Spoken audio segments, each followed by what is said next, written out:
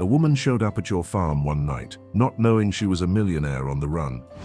The night on the plains was an ocean of shadows, broken only by flashes of distant lightning. The earth, cracked and dry from the summer sun, seemed to drink greedily from the rain that fell in thin threads, weaving a soft murmur through the wheat fields. Jack rose from his bed when he heard his dogs calling, a nervous bark as if they sensed something beyond the storm. With a lantern in his hand, he crossed the wooden porch that creaked under his boots. His gaze swept the yard until he saw her, a hunched figure barely visible in the gloom by the gate. A simple dress already soaked, clinging to her skin. Dark hair tangled by the rain. She seemed so fragile and so out of place there, like a flower torn from its garden and left to the wind. She lifted her face when he approached, and for an instant it seemed to Jack that those eyes didn't belong to someone who had simply lost their way. They were eyes that hid stories, eyes of someone fleeing from something or someone. "Who are you?" he asked, more gruffly than he intended. The woman hesitated, swallowed hard and barely whispered, "Isabella." The name hung in the air as the nearest thunder shook the calm with its roar. Jack wasn't used to receiving visitors, and much less visitors who appeared in the middle of the night, without a suitcase, without explanation. But something in that broken gaze prevented him from shutting the door in her face. "Come in," he said finally. "Nobody stays out in this weather." She took 2 hesitant steps with her hands crossed over her chest, as if she feared that even hospitality had a price. Jack held the door while she entered, and for a second the lantern light allowed him to notice strange details, the delicacy of her fingers too soft for a farm woman, the fine shoes though now dirty and worn, an expensive perfume that barely survived the storm. But he didn't ask more, not that night, because life on the farm had taught him that everyone, sooner or later, has reasons to stay quiet. While she settled in a corner, next to the discreet warmth of the fireplace, Jack wondered what fate could bring someone like her to a farm lost among the plains. Curiosity and distrust intertwined in his chest while the rain kept falling outside, relentless. If you want to keep living this story to the end, don't forget to subscribe and join us. This is where the darkest nights hide the most surprising truths. The storm didn't cease, and Isabella's presence had already forever altered the silence that reigned in that house. Outside among the shadows, something or someone toot-teet-tapped, watching. Jack prepared a blanket for her and left it by the fireplace while the fire danced timidly over the dry wood.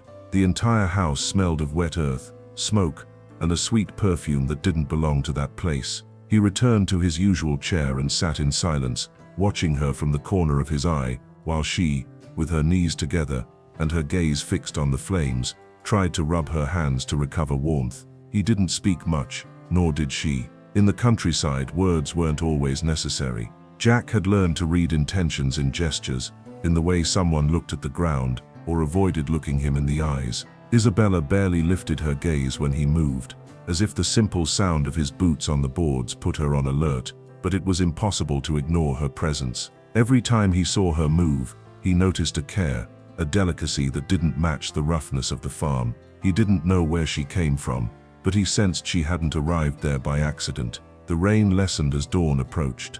The silence became heavier, and only the crackling of the fire filled the room. Jack thought about asking her what she was doing there, who was chasing her, what she was fleeing from, but he didn't, because in her eyes a fear still shone that wasn't ready to let go. "Are you hungry?" he asked after a while, just to break the silence. She shook her head, but thanked him with a slight smile. That barely drawn smile was enough to leave Jack bewildered for a few seconds. In her there was something broken and something beautiful at the same time, like those wild flowers that grow among stones. When he went to get another blanket from the guest room, he noticed something else. A black car stopped in the distance, at the edge of the dirt road with its lights off, as if someone else was there, waiting. He stood looking out the window for several minutes. The car didn't move, but he had already seen it, and uneasiness began to germinate in his chest. Who the hell was this woman? He returned to the living room with the blanket, saying nothing. She was still awake, with her eyes open, as if she sensed that her secret was about to come to light. Jack covered her shoulders, and she barely whispered, "Thank you." The sound of her voice, soft and broken, hung in the air like an echo impossible to ignore. He sat in front of her, and for the first time noticed something he hadn't seen before, a fine gold ring on her ring finger. gleaming despite the dirt and water. It wasn't just any jewelry, it was a symbol, one that said much more than she was willing to tell. The night kept falling over the plains, and between the two of them, in that silent living room, a strange bond began to form, a mixture of curiosity, fear, and something deeper that neither dared to name yet. He didn't know that this woman would forever change his destiny, and she didn't know if this time she was willing to run away again. Dawn was long and restless. Jack couldn't close his eyes all night. From his bed he heard every creak of the wood, every sigh that escaped from the adjoining room where he had installed Isabella. The silence was so dense he could almost feel it, and yet he couldn't stop imagining what kind of story that unknown woman might carry. When the first ray of sun filtered through the curtains, he was already dressed and ready to go out to the field. The previous night's rain had left the earth moist, soft under his boots. The air smelled clean, of wheat and wet earth. With his hands on the hoe, he tried to lose himself in work as he always did when something nagged at him inside. But nothing could push away the image of Isabella sitting by the fire, with those broken eyes that didn't dare hold his gaze. When he returned to the house, he found her in the kitchen, standing, with her hands clenched on the table. She wore the same clothes, though somewhat tidied, her hair pulled back carelessly, and her expression remained tense. In her attempt to appear calm, she had taken a wooden spoon and held it as if she didn't know what to do with it. Jack stopped at the door and looked at her in silence. There was something almost childlike in the clumsy way she moved her hands over the utensils, as if this were foreign territory to her. And it was. He noticed it in every small gesture. This wasn't a woman accustomed to the roughness of a farm kitchen. She looked up, surprised to see him there, and for an instant their eyes met. In Isabella's there was a brightness he couldn't decipher, a mixture of fear, shame and pleading. Jack barely parted his lips, and with a voice barely softer than his usual silence asked her, "Have you never cooked?" She looked away, pressed her lips together, and answered in barely a thread of voice, Not like this." At that moment, he noticed the ring detail again, a delicate gold band, with a tiny stone that gleamed even under the poor kitchen light. It wasn't just any ornament, it was a symbol, a reminder of a world she no longer belonged to, but from which she still couldn't break free. Jack took a few steps toward her, feeling his way. He stopped beside her, and took the spoon with his firm hand, covering hers for a second. Isabella's skin was cold and soft, too soft to have known field work.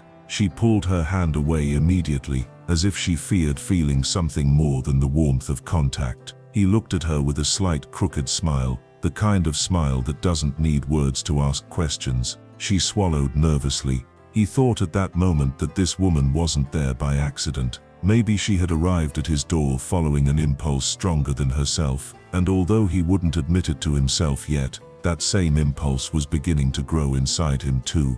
And you? What would you do if an unknown person knocked on your door in the middle of the night? Would you let them in, or close your heart? Tell us in the comments, we want to read you. While she lowered her gaze to her hands again, Jack knew it was already too late to play indifferent. In some deep corner of himself, the question was no longer who she was, but what she would mean to him from now on. Night fell over the plains with a clear sky, dotted with stars that trembled over the black immensity.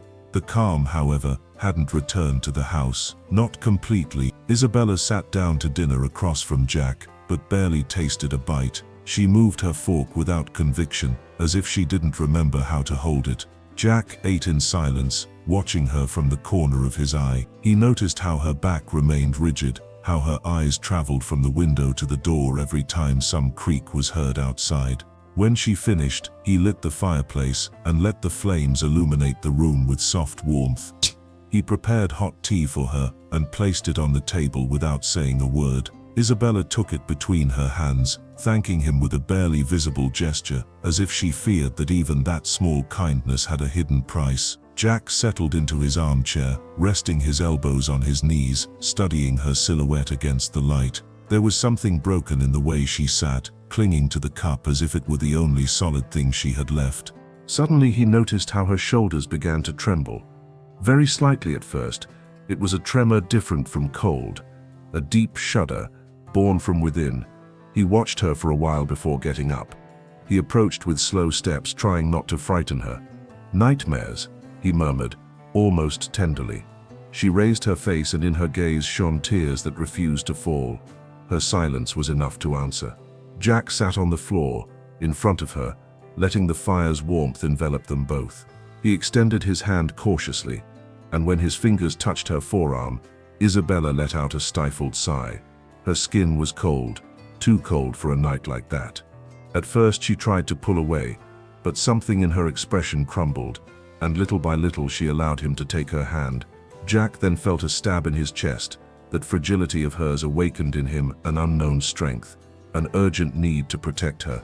Isabella closed her eyes, and with a broken voice barely whispered, "I don't want to go back." Jack frowned, not fully understanding what she meant, but knew he shouldn't ask. Not yet. Without saying more, she rested her head on his shoulder, as if she had waited for that gesture from the moment she crossed the door. Jack remained still, motionless, holding her, listening as her breathing became calmer and calmer. And then he understood that he couldn't remember the last time someone had taken refuge in him that way. The fire crackled softly, filling the room with serene warmth, while the wind stirred the leaves in the yard. He looked at her sideways and memorized every detail of her profile, the wet eyelashes, the curve of her cheek, the serenity that finally, even if for a few moments, rested on her face. Isabella said nothing more, and neither did Jack, because in that silence there was something more eloquent than words, a mute promise that she wasn't alone that night. He knew the biggest storm hadn't arrived yet, but for the first time in a long time, he was willing to face it, if it meant not letting her go. The next morning brought a clear sky and cold air that seeped through the cracks of the house. Jack went out early to the corral, but while feeding the animals, his mind remained fixed on the woman sleeping inside. Every so often he turned his head toward the window, as if to make sure she hadn't vanished during the night, like a dream too fragile. When he returned, Isabella was sitting at the table, with her hands tangled in her lap, looking toward the open field through the window. On her face was a feigned calm, but her eyes seemed to be elsewhere. Jack left his hat on the back of the chair and observed her for a few seconds. Then, without saying anything, he put a piece of bread and a jug of milk on the table. She thanked him with a slight nod and took it between her hands. The silence between them was different that morning, denser. Isabella turned her gaze toward him, and for the first time didn't look away. Jack saw in those eyes an ancient tiredness, as if every blink were a struggle. And then, without him pressuring her, images began to flood her memory. She remembered the blinding lights of a marble ballroom, the cold laughter of suited men, the clinking of champagne-filled glasses. She remembered her father, as distant as the marble under her feet, and the orders that came in the form of poisoned promises. She also remembered the ring she now wore on her finger, not as a symbol of love, but as a golden chain, brilliant but heavy. She remembered the rough hands of a fiancé she never chose, the cruel smile with which he claimed her as if she were another trophy in his collection. She remembered the endless nights in front of a mirror, wondering how she had reached that point, until one night, without more, she decided to flee. Isabella lowered her gaze and rubbed the ring absent-mindedly, as if wanting to erase it from her skin. Jack continued watching her in silence, noticing how her lips barely trembled when memories hit her. She gripped the milk cup tightly, until her knuckles turned white. Then, with an almost inaudible voice, she murmured, "Sometimes it's not fear, it's tiredness."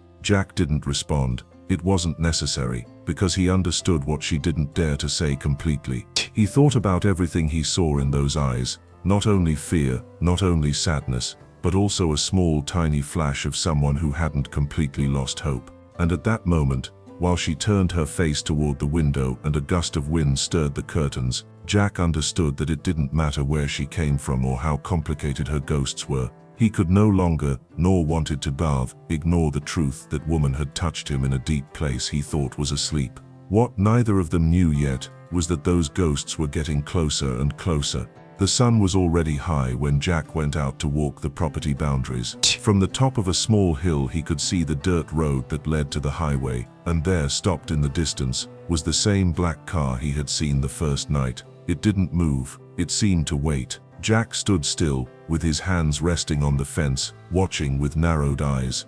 He felt a stab of anger, and another deeper one, of uneasiness. He returned to the house without saying anything. He found her sweeping the living room, calmer than in previous days, even with a hint of a smile when she saw him enter. But he didn't smile back. He approached the window and barely pulled the curtain to look outside. "What's wrong?" she asked with a contained voice. Jack barely turned his head and looked at her. "Nothing." And he forced himself to leave the curtain in place. She didn't insist, but she saw him restless the rest of the day, quiet even by his standards. At evening, when shadows began to stretch over the wheat fields, Jack decided to fix a porch lamp. Isabella came out to accompany him, wrapped in a shawl he had given her the night before. She sat on the stairs, resting her chin on her knees while watching him work in silence. The orange light of sunset fell on her, illuminating her face with an almost unreal softness. Jack, from time to time, looked up to watch her, and every time he did, he felt the distance between them becoming smaller and smaller. When he finished with the lamp, he sat beside her. For a long while, they didn't speak.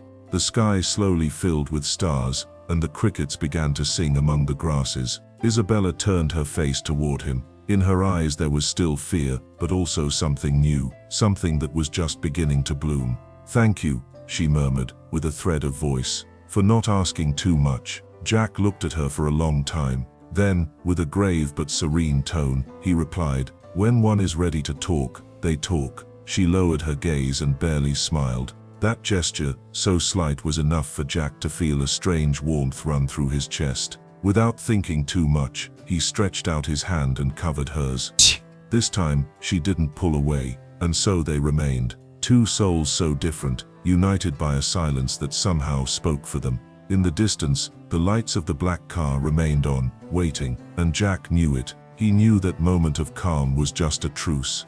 But, while he felt her breathing beside him, he also knew he wasn't willing to lose her without a fight. Outside, the wind stirred the fields, and among the shadows the men in the car began to move. That night, the calm in the house was just a disguise. Jack felt it in his bones. The air was too still, charged with omens. Outside, somewhere on the road, the men in the black car waited. Isabella had barely touched dinner. Her fingers played with the edge of the tablecloth, her eyes fixed on an invisible point beyond the window.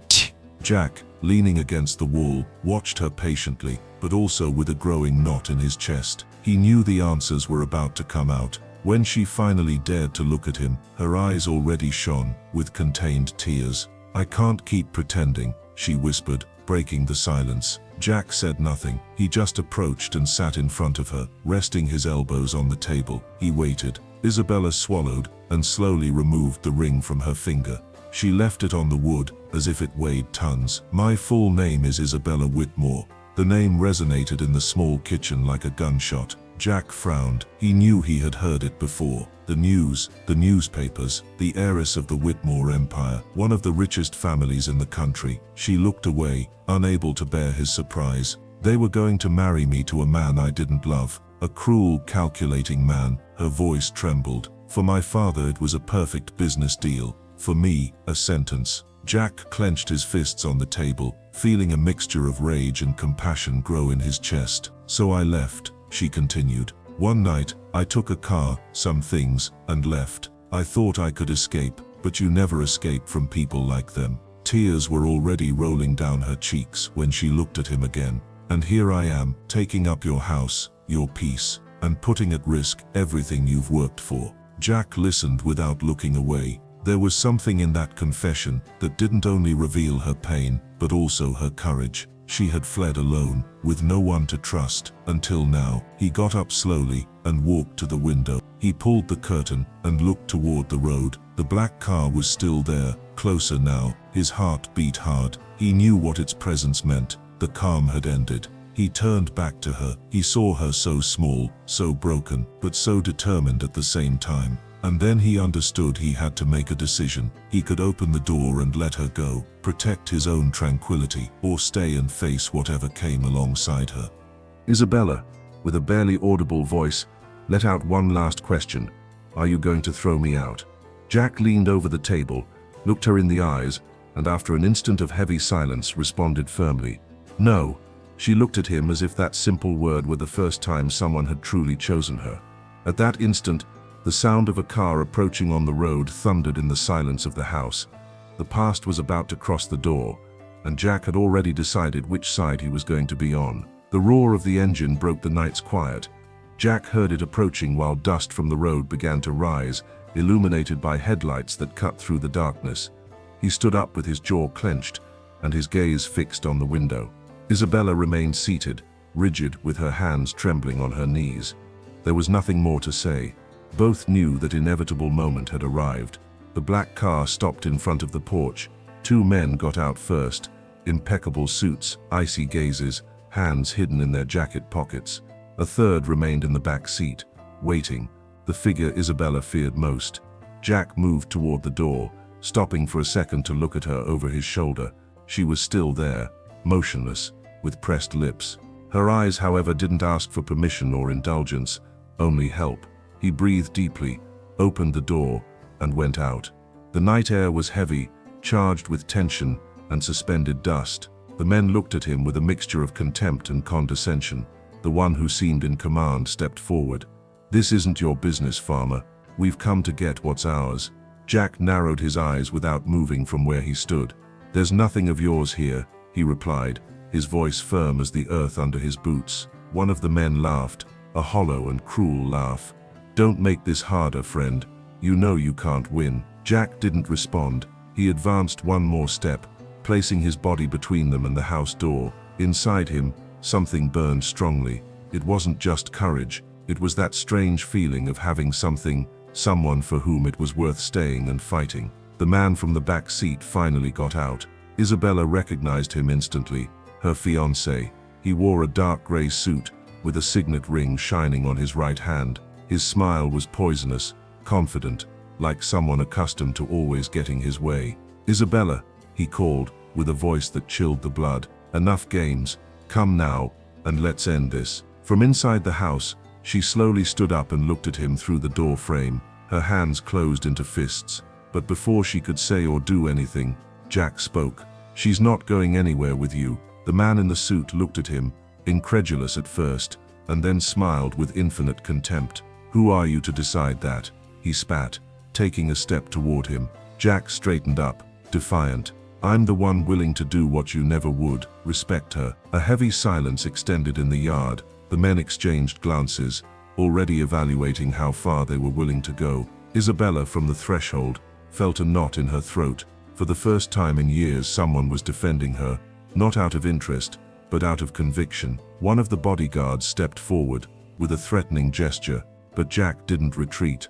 The wind stirred the wheat fields. Dust rose around them, like a curtain falling on the last act. And there, under the stars, it became clear that Jack wouldn't yield, that he was willing to face whatever came, because now she was no longer just a guest in his house. She was the reason. It was worth resisting. The silence lasted barely a heartbeat. Then one of the men in the black suit took a step toward Jack, with hands ready to force him aside. Jack didn't move. His gaze was firm, like that of a man who had already made his decision, long before they arrived. The bodyguard pushed him with his shoulder, trying to make way, but Jack grabbed his wrist firmly and forced him to retreat. The other man intervened, and for an instant the three were locked in a dry, brutal struggle in the middle of the yard. Isabella screamed his name from the threshold, but he didn't look at her. The two men tried to subdue him, but Jack held his ground, resisting every push, every threat whispered through gritted teeth, until a cold voice stopped them. "Enough." Isabella's fiancé had emerged from his immobility and was approaching with slow steps. His smile was a cruel mask, but his eyes radiated fury. "Do you really want to die for someone like her?" he spat with contempt. Jack looked him straight in the eyes, without hesitation. "If necessary."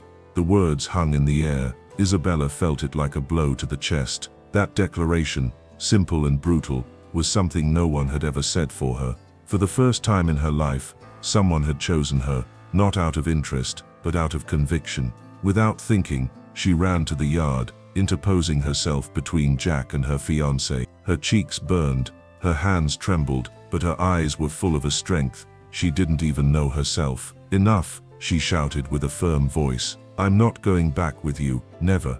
Her fiancé looked at her, as if he didn't recognize her. He took a step toward her, but Isabella didn't retreat. "I'm not yours, I never was." Jack looked at her then, Their eyes met in a dense silence, charged with meaning. Between them, there were no more doubts. And you, who follow this story, if this moment has touched your heart, don't forget to leave your like right now, because sometimes love and courage are born where you least expect them. The fiancé, defeated by that joint gaze that challenged him, made a sign with his hand. The men slowly retreated to the car. Before getting in, the fiancé cast one last look at Isabella, cold and bitter. "You'll regret this," but she didn't look away, not once. The engine roared and the black car disappeared in the dust cloud of the road. Silence returned to the farm, but it was different now, lighter. Isabella breathed deeply and turned toward Jack. Her voice was barely a whisper. "Thank you for staying." He didn't respond. It wasn't necessary. He just raised his hand and placed it on her cheek. She closed her eyes and rested her forehead against his chest. The danger had passed, at least for now, and in that quiet, in that embrace, both knew something new had just begun. The night had become soft over the fields. The fresh breeze stirred the wheat fields and brought with it a different silence, a silence that no longer weighed, but enveloped like a warm blanket. Isabella and Jack remained long minutes in the yard, facing each other, with the dim light of the lamp illuminating their faces. It was as if time had stopped there, suspended between what they had been and what they had just decided to be. She was the first to break the silence. "You have no idea what you just did," she murmured, with a trembling smile. Jack held her gaze with calm seriousness. "Neither do you." Isabella lowered her eyes, as if the weight of that truth pierced her. For the first time in years, she felt that the chain on her finger no longer bound her to anything. And when she looked up and met Jack's eyes, she knew she wouldn't go back. He took her hand and, with a simple gesture, removed the gold ring from her palm. He threw it far away, and both heard how it fell among the shadows with a barely audible tinkle. "Here nobody forces you to do anything," he said with a grave but serene voice. "If you want to stay, it's your choice." Isabella looked at him for a long time, and then, with a decision that lit up her face, she approached and rested her forehead on his chest. "I want to stay," she whispered. Jack's heart beat strongly under her cheek, as if confirming that he too was willing to learn to live again. That night, they shared dinner without hurry, without unnecessary words. The kitchen table, witness to so many solitudes, filled with something new, with complicit glances, with furtive smiles, with a warmth that didn't come only from the fire. When they finished, Jack accompanied her to the porch. There, under a starry and silent sky, they sat together to watch the immensity of the fields. She leaned on his shoulder, and for the first time in a long time, her eyes shone not with fear but with hope. He meanwhile felt that the loneliness that had accompanied him all his life was gradually fading, like fog at dawn. The lights of the black car were no longer visible on the horizon, only tranquility remained, and the promise of a different tomorrow. She breathed deeply and whispered to him, "Thank you for not letting me go." He looked at her with a half smile and replied, "Thank you for knocking on my door." And there, among stars and wheat fields, he allowed himself to dream, for the first time, that life could be more than work and routine, that perhaps happiness was simply opening the door when you least expect it. If this story touched your heart, don't forget to subscribe to keep living more moments like this with us, because sometimes the best stories arrive in the middle of the night and change everything. The breeze continued combing the field, and two souls so different and so alike began to write their own ending together.